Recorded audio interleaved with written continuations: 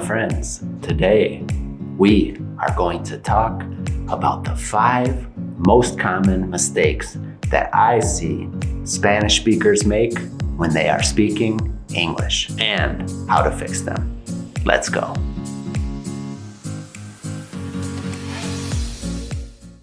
Hi guys, I'm Kyle. Welcome back to Pensando Inglés. In the almost 4 years that I have been making English content to help Spanish speakers like you, I have had incredible conversations with Spanish speakers from all over the world, helping them to practice and improve their English. And in these conversations, I have seen the same mistakes over and over. Are you ready to learn how to fix these 5 mistakes and sound so much more natural, so much more fluent, and so much better when you are speaking English? Mistake number 1, mistaking the words since and for. So guys, which one of these 2 sentences sounds right to you? I have lived here since 5 years, or I have lived here for 5 years. The correct answer is I have lived here for 5 years. Now let's find out why. Since is used with a specific point in time.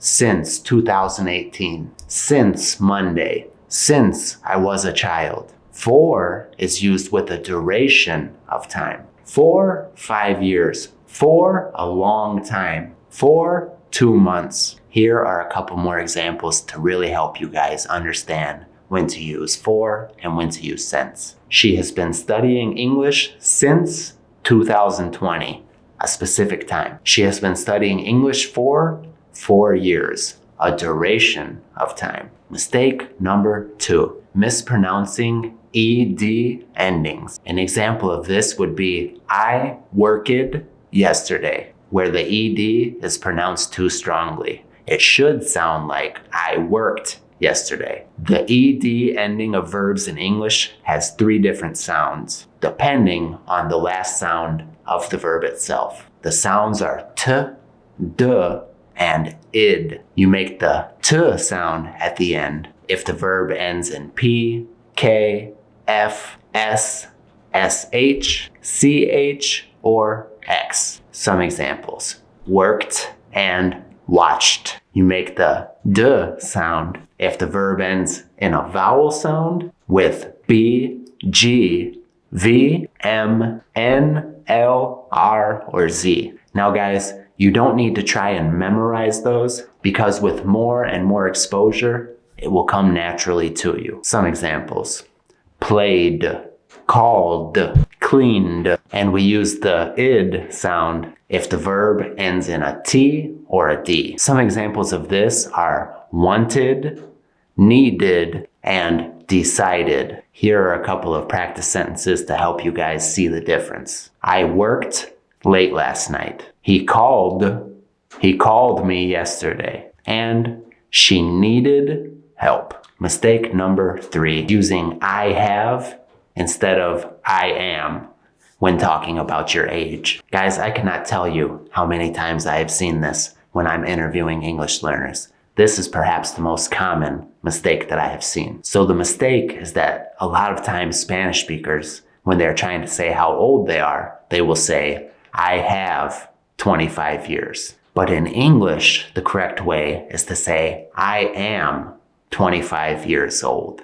I am 25 years old. I am actually 33 years old. The reason that you guys make this mistake is because in Spanish, age is expressed with the verb tener, or to have. Tengo 25 años. In English, we use the verb to be. I am 25 years old. Or a lot of times we will just say, I am 25. So we would say things like, she is 20 years old. Or if we want to ask somebody how old they are, we do not say, how many years do you have? Like in Spanish, ¿cuántos años tienes? We would say, how old are you? Number 4. Guys, this one is so common as well. And it is forgetting the S in third person singular verb tense. Now guys, I'm not trying to teach you a whole lot of grammar, so you do not have to remember third person verb tense or present simple. All you need to remember is if we are talking about he, she, or it, we add an S at the end of the verb. So an example, I hear a lot of the Spanish speakers who are learning English say things like, he study English in the morning, but they should say he studies English in the morning. Or they will say she liked coffee, but they should say she likes coffee. Now, the reason that Spanish speakers do this when they're speaking English is because in Spanish, verbs do not add an S in third person. Ella trabaja. We don't say ella trabajas, right? So in a Spanish speaking brain, they want to say she work at the store. But in English, we say she works at the store. Guys, I know this is confusing. It is not important to think, why? Why is it like that in English? And in fact, one of my language learning heroes, Pablo from Dreaming Spanish, he once said that sometimes new languages do not make sense. They are that way just because they are that way. So don't think about it too much. Just consume and consume more and more content in your target language, and eventually it will come to you naturally. But my friends, just remember, if you are talking about he, she, it, we add an S at the end of the verb. She plays, he works, it eats. It eats. Maybe you're talking about your dog or something. It eats. And mistake number 5. This one has been hard for my wife. I try and help her with this one a lot. And I've seen it several times in my interviews with you guys as well. And the mistake is saying I am agree instead of I agree. So incorrectly, you would say I am agree with you. Estoy de acuerdo. I am agree with you. That is not right in English. In English, we would say, I agree with you. Now, the reason for this mistake is because in Spanish, agreement is expressed with an adjective. Estoy de acuerdo. De acuerdo. In English, agree is a verb, so you do not need am. Some examples.